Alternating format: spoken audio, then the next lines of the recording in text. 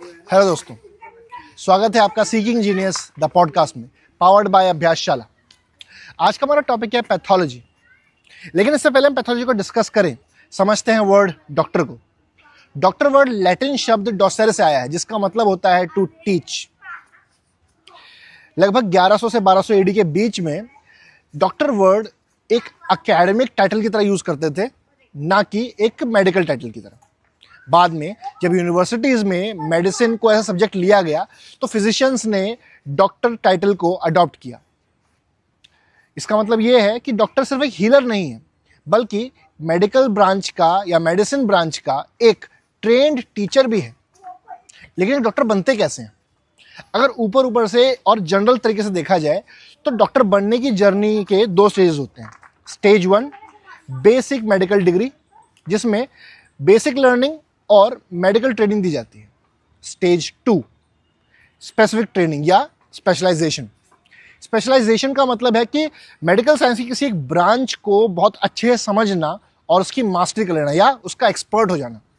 जैसे हार्ट के लिए कार्डियोलॉजिस्ट, ब्रेन एंड नर्व्स के लिए न्यूरोलॉजिस्ट, स्किन के लिए डर्मेटोलॉजिस्ट, कैंसर जैसे डेंजरस बीमारी के लिए ऑन्कोलॉजिस्ट, और डायग्नोसिस और लैब साइंसेज के लिए पैथोलॉजिस्ट। कुछ लोग इनके लिए एक वर्ड यूज करते हैं, निकनेम यूज करते हैं, डॉक्टरों का डॉक्टर। पैथोलॉजी मेडिकल साइंस की या मॉडर्न मेडिकल साइंस की बैकबोन है, फाउंडेशन है। कहीं भी कोई भी डॉक्टर हो, डायग्नोसिस से पैथ लैब भेजता है तो ब्लड टेस्ट, टिश्यू कल्चर या फिर टिश्यू एनालिसिस और अपना बायोप्सिस के थ्रू जो रिजल्ट आते हैं उसके थ्रू उस डिजीज का रूट कॉज पता करता है और उसी के बेसिस पे अपने ट्रीटमेंट्स को या डिसीजंस को फाइनलाइज करता है। चाहे पैथोलॉजी बैकग्राउंड में वर्क करती हो, लेकिन ये एक इंपॉर्टेंट ब्रांच है। ये मेडिकल साइंस की या मेडिकल फील्ड की एक एसेंशियल ब्रांच है। तो चलिए इस इंटरव्यू को शुरू करते हैं और मिलते हैं डॉक्टर पारुल सिंघल से, जो मेडिकल फील्ड में और पैथोलॉजी में स्पेसिफिकली 20 साल से प्रैक्टिस कर रही हैं और एक रेप्यूटेड कॉलेज में प्रोफेसर। आइए मिलते हैं। नमस्ते मैम। नमस्कार। स्वागत है आपका इस पॉडकास्ट में। Thank you very much. सबसे पहले मैं चाहूंगा कि प्लीज आप खुद को इंट्रोड्यूस करें। Thank you very much for the invitation. I am Dr. Parul Singhal. I am MBBS MD in pathology and I have also done PhD in hematopathology. मेरा टोटल एक्सपीरियंस अराउंड 20 इयर्स का है। 2005 में मैंने pass out की थी MD और तब से लेकर अब तक मैं कंटिन्यूसली टीचिंग में हूँ। मेरा काम MBBS और MD के बच्चों को पढ़ाना है। आपने अपने इंट्रोडक्शन में काफ़ी बार जो टर्म्स यूज़ किए डेजिग्नेशन के तौर पे, उसमें पैथोलॉजी का यूज़ किया और आप पैथोलॉजिस्ट हैं भी। पैथोलॉजी है क्या एक्चुअली में? बेसिकली पैथोलॉजी जो है वो सेकेंड ईयर MBBS में बच्चों को पढ़ाई जाती है। This is a science of disease, कि जो भी बीमारी हमारे शरीर में हो रही है उस बीमारी का रीजन सेल्यूलर लेवल पे क्या है, शरीर के अंदर ऐसा क्या घटित हो रहा है जिसकी वजह से वो बीमारी हमें हो रही है, क्या उसके होने के क्रमांक हैं, क्रम है जिस क्रम में वो होती है, और फिर किस तरह से उसको हम ट्रीट कर सकते हैं। मतलब बिगिनिंग स्टेज से लेकर उसका प्रोग्रेशन और अल्टीमेट स्टेज। यस, इसको पैथोजेनेसिस भी कहा जाता है। कि किसी चीज की इटियोलॉजी, पैथोजेनेसिस, डायग्नोसिस, कि कैसे वो हुई, मतलब इटियोलॉजी, कैसे उसका how it was created in the body, pathogenesis, और डायग्नोसिस, आप ये जान पाए कि वो बीमारी आपको है, इसके लिए हम क्या क्या जांचें करा सकते हैं। This whole process comes under the subject pathology. ठीक है। एक मुझे लगता है मिसकॉन्सेप्शन है, काफ़ी हद तक मुझे भी एक समय तक था, कि जैसे हम करते हैं एक्सरे या CT स्कैन या फिर जो और तरह के स्कैन होते हैं जो रेडियोलॉजी के अंदर आते हैं, वो पैथोलॉजी के अंदर भी आते हैं क्या? नहीं।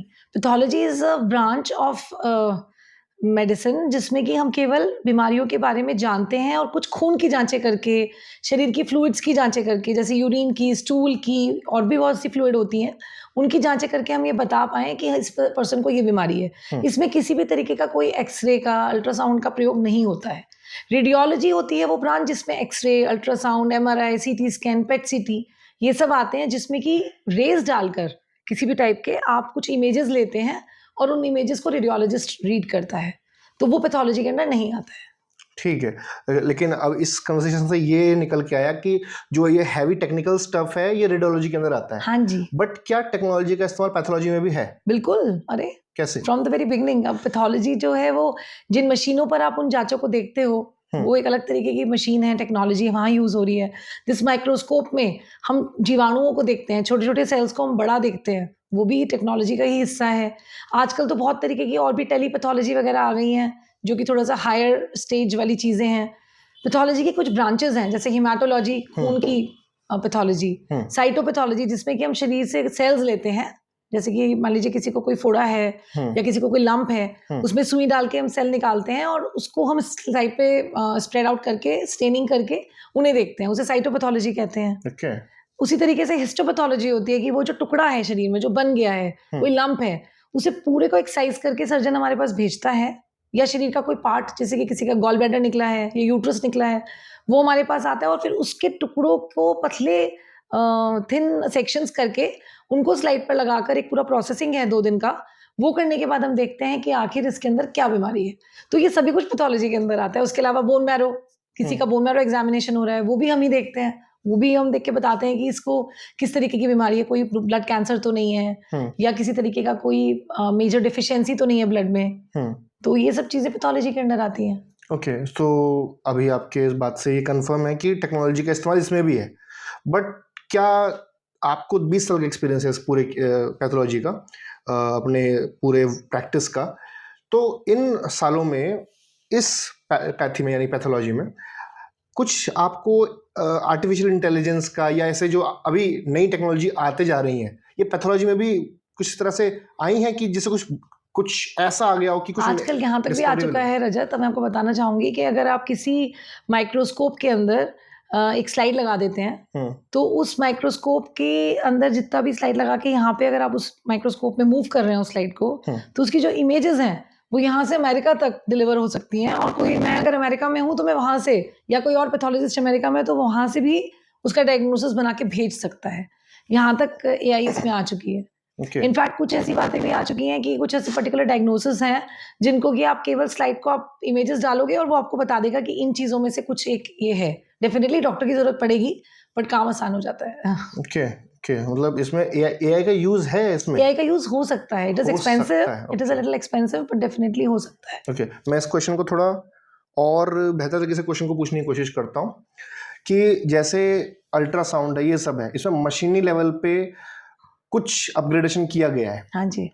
आप कह रहे हो कि पैथोलॉजी में माइक्रोस्कोप्स में और कुछ स्क्रीनिंग वगैरह टेस्ट्स में टेक्नोलॉजी का इस्तेमाल करके उसको अपग्रेड किया गया है। हाँ जी, हाँ जी। ठीक है, उससे किस हद तक और कितने दिनों का डिफरेंस आ गया है कि इतने दिनों में अंतर आता था, अब इतने दिन के अंदर रिजल्ट आ जाता है? अब आप ये देखिए कि आपने नाम तो सुना होगा बड़े बड़े लैब्स का, जहाँ पे आजकल पूरे पूरे फुल बॉडी प्रोफाइल होते हैं।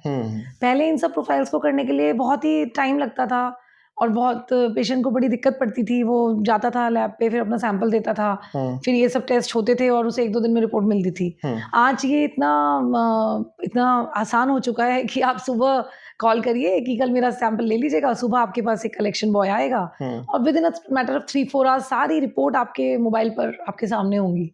तो चीज़ें फास्टर भी हो गई हैं और बड़ी बड़ी मशीनें आ गई हैं जिनमें एक साथ 250, 300, 400 सैंपल लग जाते हैं। तो चीज़ें definitely they have improved with time. अब इस पॉइंट से एक सिंपल सा कंसर्न माइंड में आता है कि मेरे एक आध नोन है जो दूसरे देश में है और सिंपल मेडिकल ट्रीटमेंट के लिए, एक सिंपल आपके कंसल्टेशन के लिए भी उनको काफ़ी समय वेट करना पड़ जाता है। इंडिया में ये नहीं है। इंडिया में ये चीज़ बहुत फास्ट है। जैसे आपने अभी कहा कि किस तरह का टेस्ट है, तो आजकल घर पे आकर के टेस्टिंग किट से वो प्रोसीजर हो जाता है। ऐसा इतना बड़ा डिफरेंस क्यों है? इतना बड़ा डिफरेंस इसलिए क्योंकि हमारे जैसे आप जिस तरीके की अमेरिका की या फिर आप यूरोप की बात कर रहे हैं जहाँ पे डॉक्टर्स की अवेलेबिलिटी नहीं है कह लीजिए, या फिर ये कह लीजिए कि बहुत लंबा टाइम लगता है, क्योंकि वहाँ पे सब कुछ मेडिकल इंश्योरेंस के अंतर्गत होता है। एक नेशनल लेवल पे आपका नाम लिखा हुआ है, आपका एक टैक्स कटता है 35% के आसपास, और उसके बाद आपके लिए सभी सुविधाएं फ्री ऑफ कॉस्ट हैं। तो अब अगर आप ये समझ लीजिए सरकारी तो सरकारी ही होता है, हर जगह आप देखते ही हैं कि यहाँ पे भी आप सरकारी अस्पताल में जाएंगे तो लाइनों में लगना पड़ेगा। तो वहाँ पे भी कुछ ऐसी फॉर्मेलिटीज़ हैं जो आपको पूरी करके ही आप फिजिशियन तक पहुँच सकते हैं। ओवर द काउंटर ड्रग्स वहाँ नहीं मिलती, ये वहाँ पे बिल्कुल भी परमिसिबल नहीं है from the very from a very long time कि वहाँ पे आप कोई भी दवाई अवेल कर सको। यहाँ पे तो आप जाके दवाई कोई भी मांगे, ज़्यादातर मेडिकल स्टोर्स आपको दवाई प्रोवाइड कर देते हैं। The same with the tests. Diagnostic test भी वहाँ पे ऐसे लैब जगह जगह नहीं खुली हुई हैं। वहाँ पे कुछ ही एक सेंटर्स होते हैं जो कि सरकारी हॉस्पिटल्स के अंदर होते हैं, जहाँ पे कि आपकी टेस्टिंग हो सकती है।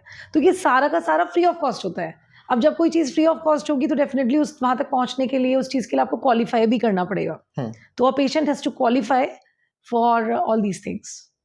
That is why it is a long queue. या इट्स अ लॉन्ग क्यू। मतलब ये काफ़ी हद तक जो लोग ये क्लेम करते हैं कि India is a third world country, जो कि अब तो ट्रूथ नहीं है, लेकिन थर्ड वर्ल्ड कंट्री होकर के अगर हम ये सबसे एसेंशियल जो है कि मेडिकल सुविधाएं प्रोवाइड कर सकें, हम इतना जल्दी प्रोवाइड कर पा रहे, तो India is not any more India is not a third world country, but जो भी हमारी बैकवर्डनेस है बस वो इस बात के लिए है कि एक गरीब आदमी हमारे यहाँ वो सब सुविधाएं अवेल नहीं कर सकता और एक अमीर आदमी कुछ भी अवेल कर सकता है। तो ये जो गैप है, इकोनॉमिक गैप, ये हमारी कंट्री को थर्ड वर्ल्ड बनाता है। It is not the services, we have a lot of services, but जो फाइनेंशियल और इकोनॉमिकल गैप है, अगर हम उसको पाट गए तो definitely will be much better than America if I talk about the medical services. Okay ma'am, अब थोड़ा हम पर्सनल क्वेश्चन लाना चाहते हैं कि आपने डॉक्टरी करने की सोची, और डॉक्टरी करने के लिए एमबीबीएस कितने साल होता है एमबीबीएस का? 5.5 साल। और उसमें स्पेशलिटी कब चूज करनी होती है आपको? जब आप 5.5 साल बाद एक एमडी के लिए प्री एमडी एग्जाम देते हैं, जिसे नीट पीजी के होते हैं आजकल, ओके। नीट प्री पीजी, वो एग्जाम देते हैं। वो पहले दूसरे नामों से होता था जब हमने करा था। उस एग्जाम को पास करने के बाद आपको 3 साल की एमडी या एमएस मतलब कि मेडिसिन या सर्जरी मिलती है। उसके बाद भी आप सुपर स्पेशलिटी कर सकते हैं। जैसे मैंने आपको बताया मैंने पीएचडी करी, ऐसे कुछ लोग डीएम करते हैं। ओके। तो वो डीएम जो होता है वो दैट इज फॉर मेडिसिन, जैसे कार्डियक मेडिसिन हुआ, उसमें सुपर स्पेशलाइजेशन। और या फिर आप एमसीएच कर सकते हैं जो कि सर्जिकल सुपर स्पेशलाइजेशन होती है। ओके। तो it is a long course, 5.5 + 3 + 2, so that is around 10.5 years. Yeah. If you go smooth. अगर बीच में आपको हिकअप्स आ गए या आपने कुछ वक्त बर्बाद कर दिया तो कई बार 12-14 साल भी लग जाते हैं। अच्छा। अच्छा, डॉक्टर बनने में काफी वक्त लगता है। हाँ, लगता तो है, लेकिन हिकअप्स का मुझे आइडिया नहीं था कि ऐसा भी कुछ होता होगा। सो स्पेशलिटी आपने मतलब हर कोई स्पेशलिटी चूज करता है 5.5 साल के बाद। आपने पैथोलॉजी चूज करी जी। तो पहले तो डॉक्टरी क्यों चूज करी, और डॉक्टरी चूज करी तो पैथोलॉजी क्यों चूज करी? डॉक्टर क्यों बनी? एक्चुअली मेरे पापा, मैं अपने घर में सबसे बड़ी हूँ और मेरे पेरेंट्स चाहते थे, स्पेशली माय फादर, कि मैं कुछ सोसाइटी के लिए वो अपना एक बच्चा पुट फॉरवर्ड करना चाहते थे।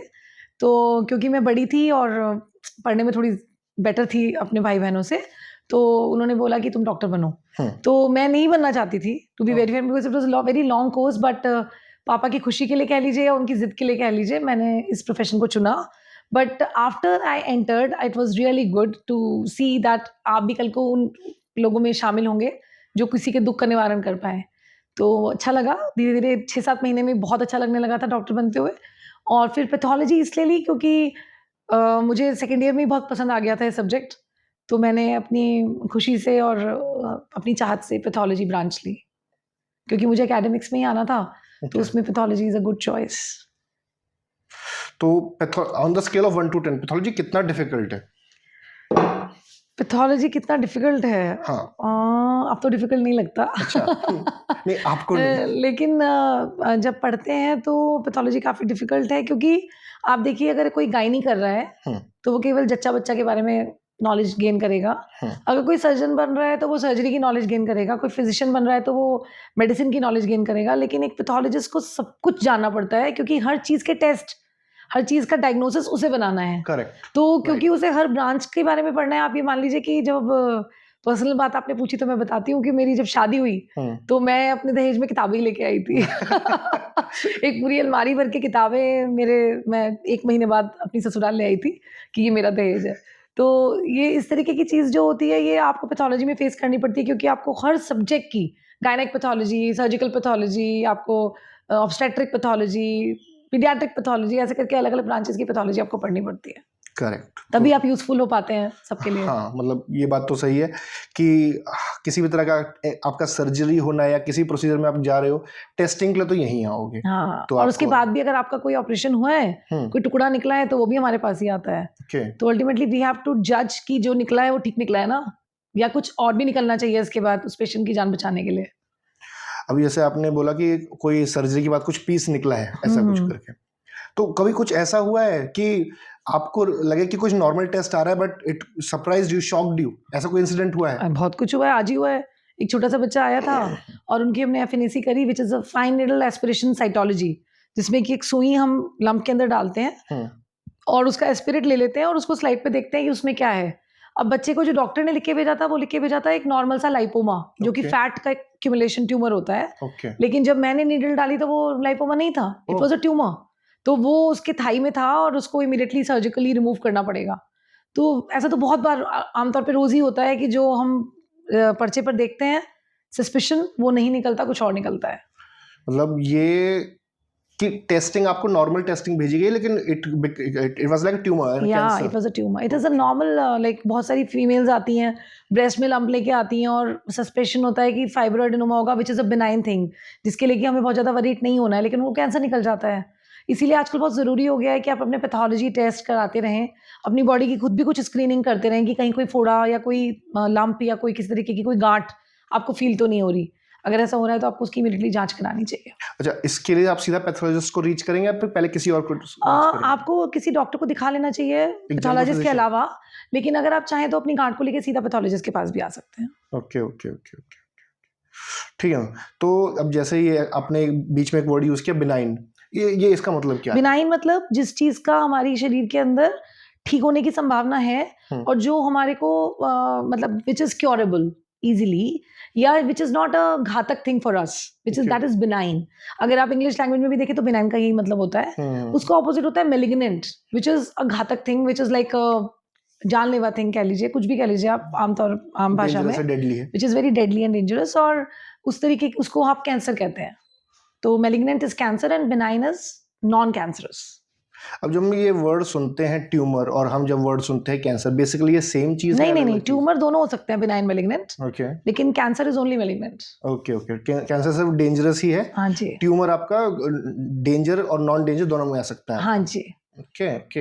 अक्सर ये सुनने को मिलता है कि कोई एक सेल है बढ़ता जा रहा है, दैट इज कैंसर, हाँ, बट ट्यूमर ऐसा नहीं होता। नहीं, जो भी सेल बढ़ता जा रहा है वो ट्यूमर है। हाँ, अब वो ट्यूमर दोनों तरीके का हो सकता है। वो सेल बढ़ता जा रहा है, अगर वो गलत रास्ता नहीं ले रहा, उसी जगह पर केवल बढ़ता जा रहा है, तो वो बिनाइन है। लेकिन अगर उसने गलत राह पकड़ ली और वो ओवर स्टिमुलेट होकर बस बढ़ता ही चला जा रहा है, आसपास की चीजों को फाड़ के अंदर घुस गया है, that is malignant. Okay okay okay okay. एक बहुत ही कॉमन सी चीज़ है कि कुछ लोग कहते हैं कि आपको अपना रेगुलर बॉडी चेकअप करवाते रहना है, कुछ लोग कहते हैं कि ऐसा कुछ नहीं होता है, ठीक है, जब प्रॉब्लम आए तभी फील करो, क्योंकि कॉस्ट इफेक्टिव नहीं रहता है ये। बट एज अ पैथोलॉजिस्ट आपका क्या वोट है इसके लिए? देखिए, आजकल बहुत कमर्शियलाइजेशन हो गया है पैथोलॉजी में। जैसा कि आप जानते हैं, Lal path lab, Thyrocare, Metropolis, Pathkind, ample number of names we are having in the market, जहाँ पे कोई पैथोलॉजिस्ट है ही नहीं। उनके सेंटर्स पे, बड़े सेंटर्स पे है, बट उनके कलेक्शन सेंटर्स पे कोई नहीं है। सैंपल कलेक्ट होता है, मशीनों पे लगता है और रिपोर्ट आपके पास साइन होकर, डिजिटली साइन होकर आ जाती है। तो इस तरीके की जो पैथोलॉजी है, ये एक तरीके का मैं कहूंगी कि वेस्ट ऑफ मनी है, क्योंकि आप करवा रहे हैं टेस्ट, लेकिन आपको ना तो कोई समझाने वाला है और ना कोई बताने वाला है कि आप आखिर आपके इस टेस्ट में प्रॉब्लम कहाँ आई। पैथोलॉजिकल टेस्ट कराने के लिए, आप किसी भी चीज़ के लिए अगर करा रहे हैं, तो कोई, मैं ये नहीं कहूँगी कोई एज है पर्टिकुलर जिस पे आपको ये कराने चाहिए, बट अगर आपको किसी भी तरीके का बॉडी के अंदर कंटिन्यूअस प्रॉब्लम दिख रहा है, तो आपको टेस्ट करवाने से नहीं रुकना चाहिए। 40 की उम्र के बाद डेफिनेटली आपको हर साल एक बार अपनी फुल बॉडी प्रोफाइल करा लेनी चाहिए। उससे पता रहता है कि कोई आपको किसी तरीके की प्रॉब्लम तो बॉडी के अंदर नहीं जनरेट हो रही।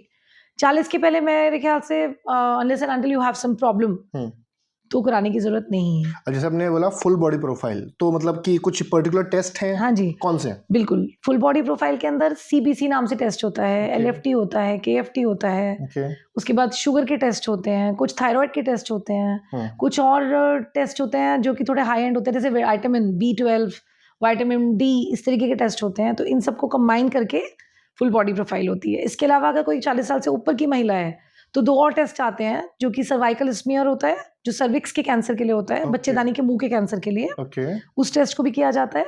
और एक और टेस्ट होता है पैप टेस्ट, जिसमें कि हम अंदर जाके मतलब बच्चेदानी के मुंह में जाके सेल्स निकाल के देखते हैं कि कहीं किस तरीके की कैंसर की सिचुएशन तो नहीं है। तो ये टेस्ट भी मैं जरूर बोलूँगी कि 40 के बाद होना चाहिए। अब मैं ये चाहूंगा फाइनल सेक्शन पे बढ़ते हैं इस पॉडकास्ट के। अभी जो आपने एसेंशियल टेस्ट बताए after 40s if need be, मतलब 40 से पहले if need be only do then, लेकिन 40 के बाद हर साल में एक बार या हर 6 महीने में एक बार, एक साल में एक बार बहुत है। एक साल में एक बार अगर आपका कुछ abnormal आ गया है तो आप 6 महीने में करा लीजिए। करें। तो ये जो टेस्ट बताया आपने, मैं चाहूंगा कि एक एक करके इन सबको बस आप एक्सप्लेन कर दें। ओके। पहले सीबीसी बताया आपने। पहले सीबीसी है, सीबीसी होता है कंप्लीट ब्लड काउंट। बेसिकली हमारे ब्लड के अंदर जो भी सेल्स हैं उनका असेसमेंट हम करते हैं। तो इसमें हीमोग्लोबिन जो कि बहुत ही इंपॉर्टेंट एलिमेंट है, वो हमारे शरीर के सारे सेल्स को ऑक्सीजन पहुंचाने का काम करता है। तो इसकी जांच होती है हीमोग्लोबिन की। उसके बाद होता है आरबीसी, रेड ब्लड सेल, इसका काउंट, इसका साइज जिसको एमसीवी बोलते हैं, इसकी कॉन्सेंट्रेशन जिसको एमसीएच बोलते हैं, ये सब टेस्ट इसमें होते हैं। फिर डब्ल्यूबीसी काउंट जिसमें वाइट ब्लड सेल काउंट होता है, जो कि वाइट ब्लड सेल्स वो सेल्स हैं जो हमारे शरीर को लड़ने की क्षमता देते हैं किसी भी इन्फेक्शन से, किसी भी बीमारी से, किसी भी फॉरेन बॉडी से, उसकी जांच होती है। और वो कई प्रकार के होते हैं, वो कितने कितने किस प्रकार के हैं ये भी इसमें जांचा जाती है, डिफरेंशियल ल्यूकोसाइट काउंट। फिर आते हैं प्लेटलेट्स जो तीसरे तरीके के सेल हैं, इनका काउंट कि नॉर्मल है या एबनॉर्मल है वो इसमें आ जाता है। और एक दो और चीज़ें होती हैं जो थोड़ी टेक्निकल हैं, सेल डिस्ट्रीब्यूशन विड्थ हुआ, प्लेटल वॉल्यूम हुआ, जिसके बारे में कि समझाना थोड़ा मुश्किल होगा। बट ये सभी 14 टेस्ट जो होते हैं वो इस सीबीसी के अंदर आते हैं। सीबीसी के अंदर 14 टेस्ट आते हैं। ओके। और ये कितने समय के अंदर हो सकता है ये टेस्ट? सिर्फ ये टेस्ट की करें और रिजल्ट 1 घंटे के अंदर। अच्छा, रिजल्ट भी 1 घंटे के अंदर? हाँ जी, हाँ। ओह वाह। फिर नेक्स्ट होता है एलएफटी, लिवर फंक्शन टेस्ट। आपको पता होगा लिवर हमारे शरीर का सबसे बड़ा ऑर्गन होता है। तो लिवर का टेस्ट जो हम करते हैं वो सारे टेस्ट इसके अंदर आते हैं। इसके अंदर हमारा सीरम बिलिरुबिन और total and total, direct and indirect, 3 तरीके का बिलिरुबिन का असेसमेंट। उसके बाद सीरम प्रोटीन, एल्ब्यूमिन और ग्लोबुलिन, ये वाला टेस्ट हो गया। एसजीओटी, एसजीपीटी, अल्कलाइन फॉस्फेटेज और जीजीटी, गामा ग्लूटामाइल ट्रांसफरेज, इन 4 एंजाइम्स का असेसमेंट हो गया। और कुछ लैब्स इसमें पीटीबी, प्रोथ्रोम्बिन टाइम भी डालते हैं। तो ये सारे टेस्ट जो होते हैं ये एलएफटी में आते हैं। एलएफटी का टेस्ट किस तरह से कर सकते हैं? ये भी ब्लड से ही होता है। ये सारे टेस्ट आपका एक बार सैंपल लिया जाएगा ब्लड का और उसमें ये सभी टेस्ट लग जाएंगे जो मैंने आपको बताया, CBC, LFT, KFT, lipid profile, sugar की जांच, थायराइड, विटामिन सी, सब एक बार में हो जाते हैं। एक ही खून की वायल, एक ही बार में हम खून लेकर उसको 3 वायल में डाल लेते हैं और एक साथ हो जाते हैं। तो इसमें भी मतलब उतना ही टाइम लगा आपका, 1 घंटे के आसपास? नहीं, 1 घंटे के आसपास नहीं, कुछ टेस्ट ज्यादा वक्त लेते हैं। एग्जाम्पल? जैसे कि अभी मैंने आपको बताया कि ये सीबीसी तो हमारा 1 घंटे में ही आ गया। हाँ। एलएफटी को करने में 2 घंटे लग जाते हैं। केएफटी में भी 2 घंटे लग जाते हैं। लिपिड प्रोफाइल में भी 2 घंटे लग जाते हैं।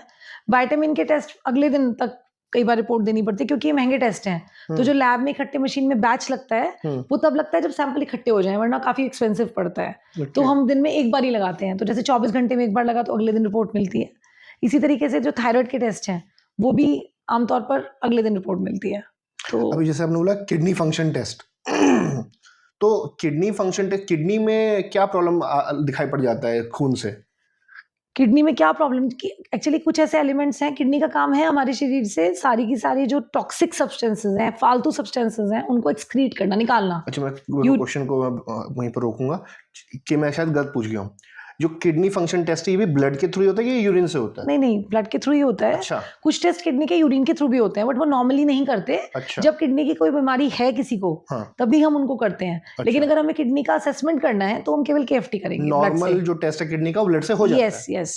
ओके। तो इसमें कितना टाइम लग जाता है इसका रिजल्ट आते? 2 घंटे। 2 घंटे में ये भी आ जाता है। फिर नेक्स्ट था आपका lipid profile. Lipid profile, cholesterol का नाम तो सबको पता ही है। कोई आपके बॉडी के अंदर कोलेस्ट्रॉल के भी कई तरीके के कोलेस्ट्रॉल होते हैं। एलडीएल जो कि लो डेंसिटी कोलेस्ट्रॉल होता है, लिपिड्स।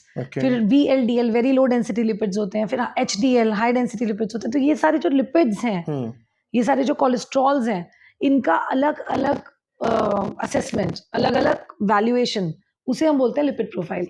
कुछ कोलेस्ट्रॉल शरीर के लिए अच्छे होते हैं, जरूरी होते हैं, फायदेमंद होते हैं, जैसे एचडीएल, हाई डेंसिटी वाले। और जो लो डेंसिटी होते हैं वो नुकसानदेह होते हैं क्योंकि वो हमारी कोशिकाओं में जम के, जो आपने सुना होगा कि किसी की हार्ट में ब्लॉकेज आ गया, हाँ, तो वो यही कोलेस्ट्रॉल होते हैं जो जाके वहाँ पे ब्लॉकेज क्रिएट करते हैं। लो डेंसिटी वाले। और वेरी लो वाले भी ज्यादा अच्छे नहीं होते, वो ट्रांसपोर्टेशन के लिए होते हैं। और एक और चीज होती है ट्राइग्लिसराइड्स, हाँ, जो कि सबसे खराब होते हैं, जो बुरे तेल में पाए जाते हैं, जो हम ये वनस्पति ऑयल्स वगैरह खाते हैं, इसमें ज्यादा होती है इनकी मात्रा। तो ये सारे जो लिपिड्स हैं, इनका अलग अलग डिस्क्रिप्टिव कि कितना कितना कौन कौन सा है हमारी बॉडी में, उसे हम कहते हैं लिपिड प्रोफाइल। ये भी ब्लड से चल जाता ये है? भी ब्लड से पता चल जाता है। इसके लिए लेकिन आपको खाली पेट सैंपल देना होता है। ओके आपकी कम से कम 8 आवर्स की फास्टिंग होनी चाहिए और तभी आप ये सैंपल देंगे। ओके, मतलब ये ब्लड सैंपल बता रहे हो आप।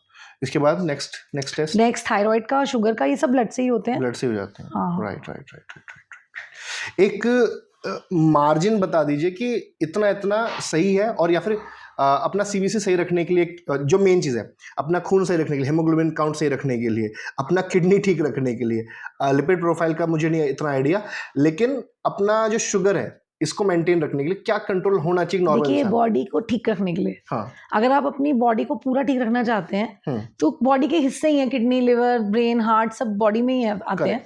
तो कुछ ऐसी नॉर्मल चीजें हैं, रेगुलर चीजें हैं, जिनसे अगर आप करेंगे तो ये सब कुछ ही ठीक रहेगा। तो उसमें सबसे इंपॉर्टेंट तो मैं बोलूंगी आप क्या खा रहे हैं, क्योंकि हम जो भी खा रहे हैं डेफिनेटली हमारे सेल वही खा रहे हैं और उन्हीं से हमारे फर्दर सेल बन भी रहे हैं, है ना। हमारी बॉडी में अमूमन बिलियंस ऑफ सेल्स होते हैं और रोज मिलियंस ऑफ न्यू सेल्स बनते हैं, क्योंकि कुछ मरते जाते हैं, कुछ बनते जाते हैं। तो ये सेल वही उसी चीज से बनेंगे जो हम खा रहे हैं। अब इनके अंदर हम क्या डाल रहे हैं, जैसे कि आप ये समझिए कि आप पॉपकॉर्न की मशीन में पॉपकॉर्न डालेंगे तो पॉपकॉर्न फूल के बाहर निकलेगा, चना नहीं निकल जाएगा। हाँ। है ना। तो उसी तरीके से अगर हम अपने शरीर के अंदर अच्छा सामान डालेंगे तो अच्छी ही चीज बनेगी।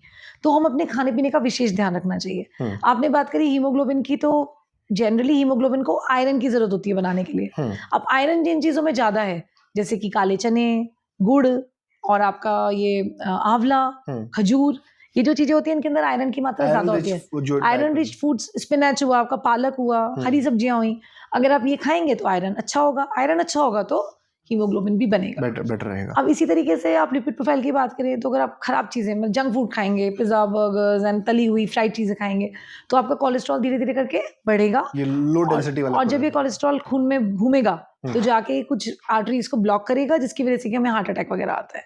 तो अगर अच्छा खाना खाइए, अगर आप फ्रेश फ्रूट्स खाएंगे, वेजिटेबल्स खाएंगे, कम तेल का खाना खाएंगे तो डेफिनेटली वो आपको ज्यादा फायदा देगा। किडनी के लिए अगर मैं बात करूं तो पानी, एक दिन में कम से कम 6 से 8 गिलास पानी पीना चाहिए। वो इसीलिए है कि जो भी हमारी बॉडी के अंदर टॉक्सिन्स हैं उन्हें निकालने के लिए यूरिन के थ्रू किडनी को पानी चाहिए।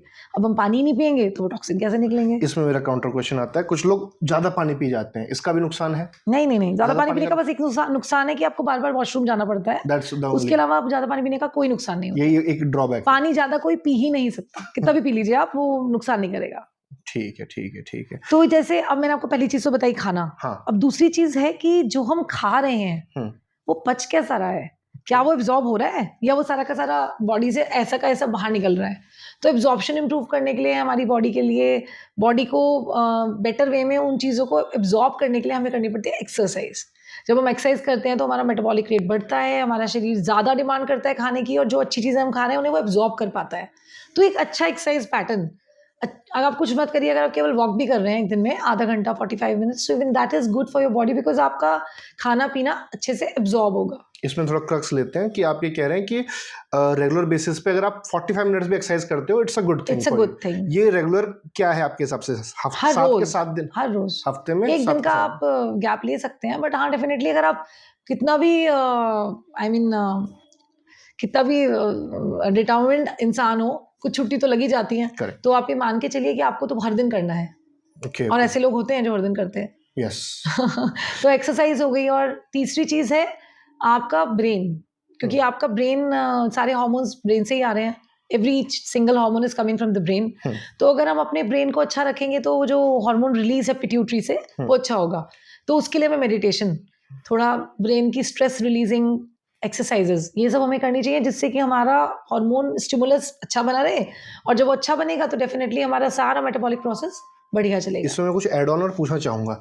आप मेडिटेशन बोल रहे हैं, मैं ये कहना चाहता हूँ कि मेडिटेशन एंड स्लीप, एक sound sleep, definitely sound sleep is very necessary. Sound sleep के बिना तो कुछ होगा ही नहीं। अगर आप अच्छे से सोएंगे ही नहीं तो आप कुछ भी अच्छे से नहीं कर पाएंगे। तो 8 घंटे की नींद बहुत जरूरी है। तो नींद में ही बॉडी पूरी रिपेयर होती है, हील होती है। तो नींद बहुत जरूरी है। एट अ स्ट्रेच आप 6 घंटे तो सोएं ही सोएं। आजकल बच्चों में जो इतनी नई नई बीमारियां सामने आ रही हैं वो इसीलिए हैं क्योंकि नींद पूरी नहीं हो रही। एग्जाम्पल, जो यंग जनरेशन है, आप देखिए उनका तो ये वर्क फ्रॉम होम चलता रहता है रात भर। तो क्योंकि वो अमेरिका की कंपनी है तो वो पूरी रात लैपटॉप के सामने बैठे रहते हैं। तो वो जो डायनेल रिदम है, जो हमारी पूरी बॉडी की साइकिल है, sleep cycle and wake cycle, वो सब खराब हो जाती है। ओके, तो उसी की वजह से यंग एज में आप सुन ही रहे हैं आजकल कितने 35 की एज में हार्ट अटैक हो गए, जिम में कोई गिर के मर गया। राइट। तो ये सब चीज़ें इसीलिए हो रही है क्योंकि हमारा पूरा जो रूटीन है बॉडी का वो डिस्टर्ब हो जाता है। तो So- रूटीन मेंटेन करना है हमें, वो हम किसी भी फॉर्म में करें। तो इसको थोड़ा क्रक्स में और लेते हैं। तो पहला चीज हो गया आपका डाइट, कि आप इंजेस्ट क्या कर रहे हो, किस क्वालिटी का कर रहे हो। बिल्कुल। दूसरा एब्जॉर्प्शन के लिए आप रेगुलर वर्कआउट करें, आपका हो गया बिल्कुल। कि हर दिन 45 एटलीस्ट, हाँ, है ना, आधा घंटा से 45 मिनट तक का वर्कआउट होना चाहिए आपका। बिल्कुल। इंटेंसिटी आपकी खुद की क्षमता के ऊपर है। बिल्कुल। तीसरा हो गया कि sound sleep and meditation, both. Yes yes yes. Sound sleep first, meditation second, हाँ, बट होना वो दोनों ही चाहिए। हाँ। तो ये क्रक्स है। चलिए मैम, थैंक यू आज के पॉडकास्ट के लिए, बहुत बहुत धन्यवाद। थैंक यू सो मच, बहुत अच्छा लगा। Thank you.